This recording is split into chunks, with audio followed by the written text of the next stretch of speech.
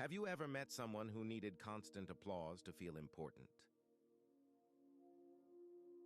The kind of person who walks into a room and expects everyone to stand, smile and praise them, even when they haven't done anything.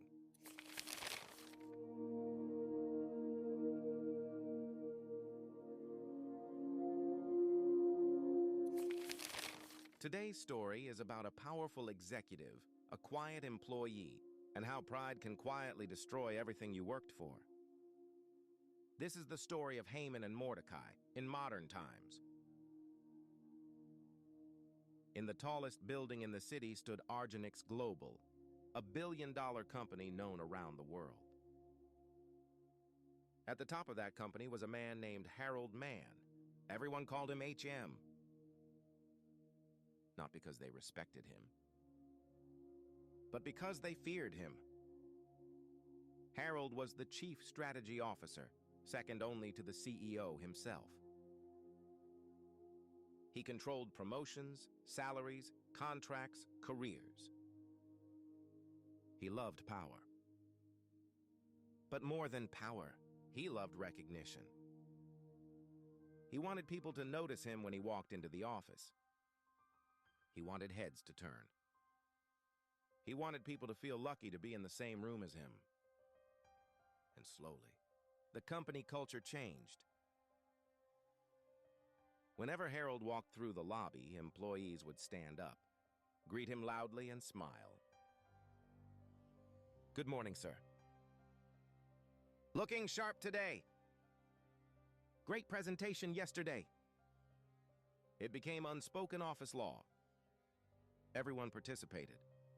Everyone, except one man. His name was Marcus Day. Marcus worked in IT security on the third floor. Quiet, respectful, excellent at his job. But Marcus had one rule for himself. He treated everyone with equal respect. From the cleaners to the CEO. So when Harold walked past, Marcus would simply nod politely and continue working. No standing ovation. No exaggerated greetings. No fake admiration. At first, Harold didn't notice. But pride always notices eventually. One day, Harold asked his assistant, "Why does that guy never greet me properly?" "That's Marcus from IT," she said carefully. "He's like that with everyone." Harold's smile faded. With everyone? That answer didn't comfort him. It offended him. From that day forward, Harold couldn't stop thinking about Marcus. Out of thousands of employees, one man didn't treat him like royalty, and that bothered him far more than it should have. At meetings, he would notice Marcus across the room, quietly doing his job. At company events, he would scan the crowd and see Marcus chatting normally with others. No excitement, no admiration, just normal respect. And pride hates normal. Soon Harold stopped asking, "Why doesn't he praise me?" and started asking, "How dare he?" One evening, Harold sat with his close colleagues at a luxury restaurant. They talked about profits, about bonuses, about success. Then Harold leaned forward and said, "I run this company. Everyone respects me. Everyone listens to me." His friends nodded. But Harold added quietly, "Except one person." And suddenly, nothing else mattered. Not his success. Not his wealth. Not his power. Just one man who refused to worship him. Pride does something dangerous. It makes blessings feel small and insults feel enormous. That night, Harold made a decision. If Marcus wouldn't admire him, Marcus wouldn't stay in the company. Harold approached the CEO with a proposal. "We need major restructuring," he said. "Our security department is outdated and inefficient. The CEO trusted Harold completely. Do what you think is best. And just like that, Harold had permission. New policies were drafted.